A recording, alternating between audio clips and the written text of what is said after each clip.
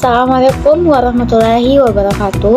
Pada video kali ini saya akan memenuhi salah satu tugas pada mata kuliah bimbingan dan konseling kelompok. Baik, langsung saja di sini saya akan menjelaskan terlebih dahulu mengenai konseling kelompok.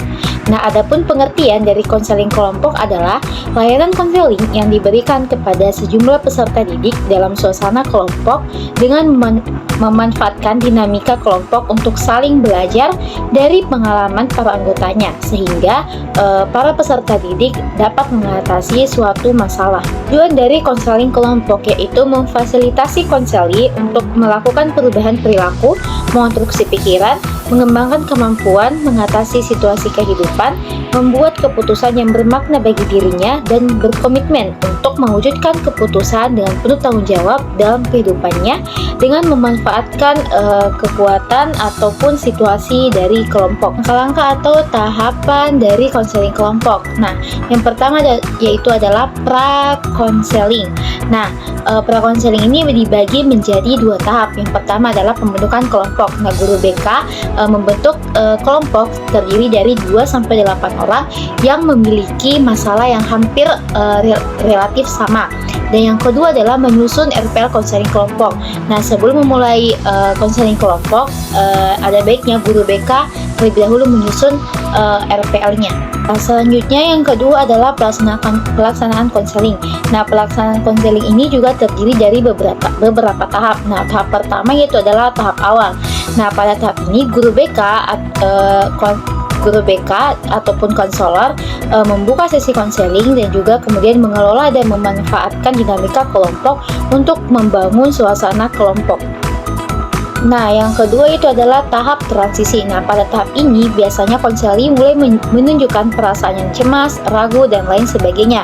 Nah, pada tahap ini juga guru BK atau konselor harus membantu agar konseli tidak cemas, tidak ragu-ragu. Nah, jika tahap ini dapat ditempuh dengan baik, maka konseli akan merasa nyaman dan bebas di dalam kelompoknya dalam mengekspresikan sikap, perasaan, dan juga pikirannya. Nah, selanjutnya adalah tahap kerja. Nah, pada tahap ini guru BK dituntut untuk mengelola dan memanfaatkan dinamika kelompok untuk memfasilitasi pemecahan masalah setiap kelompok.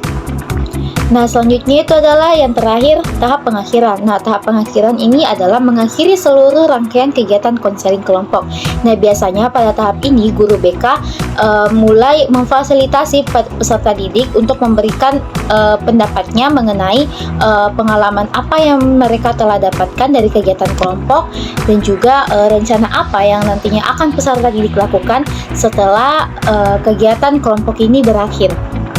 Nah, selanjutnya di sini saya akan menjelaskan sedikit tentang bimbingan kelompok. Nah, adapun pengertian dari bimbingan kelompok yaitu adalah bantuan kepada kelompok-kelompok kecil yang terdiri dari 2-10 peserta didik atau konseli agar mereka mampu melakukan pencegahan masalah, pemeliharaan nilai-nilai, dan pengembangan keterampilan-keterampilan hidup yang dibutuhkan. Nah, adapun topik dari bimbingan kelompok ini yaitu bersifat umum dan juga tidak rahasia. Selanjutnya adalah langkah-langkah umum dari bimbingan kelompok. Nah, yang pertama itu adalah prabimbingan. Nah, prabimbingan ini dibagi menjadi dua tahap, yaitu yang pertama menyusun RPL bimbingan kelompok, yang kedua membentuk kelompok. Nah, yang kedua adalah pelaksanaan.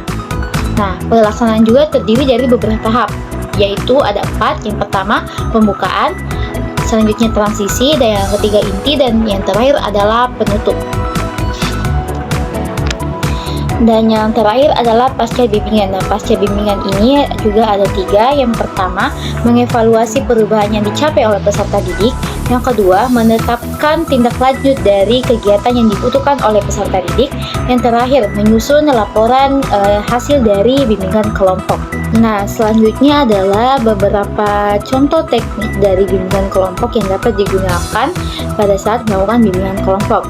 Yang pertama adalah diskusi kelompok. Nah, diskusi kelompok adalah interaksi komunikasi antar anggota kelompok dalam memahami topik atau mengembangkan keterampilan tertentu secara bersama-sama dengan cara mengutarakan masalah, ide, dan lain sebagainya.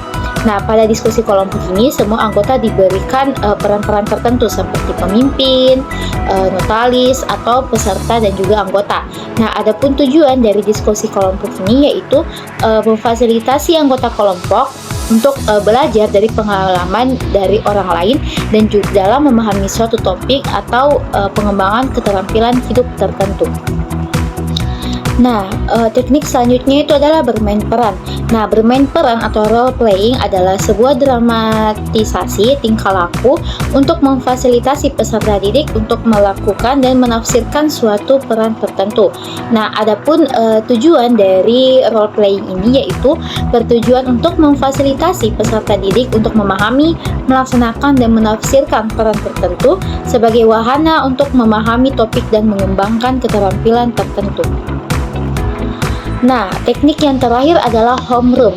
Nah, homeroom merupakan upaya menciptakan suasana rumah pada adegan kelompok peserta didik sehingga tercipta suasana informal penuh dengan rasa kekeluargaan dan interaksi alamiah untuk membicarakan beberapa hal yang dianggap perlu, terutama masalah-masalah dari peserta didik. Nah, adapun tujuan dari teknik ini yaitu guru bimbingan dan konseling atau konselor dapat mengenal peserta didik lebih dekat sehingga dapat membantunya secara efektif dan juga efisien. Baiklah, itulah penjelasan dari saya mengenai konseling kelompok dan juga bimbingan kelompok. Saya memohon maaf apabila saya memiliki banyak kesalahan kata dan video saya masih banyak kekurangannya. Saya akhiri dengan ucapan wabillahi taufiq wal hidayah. Wassalamualaikum warahmatullahi wabarakatuh.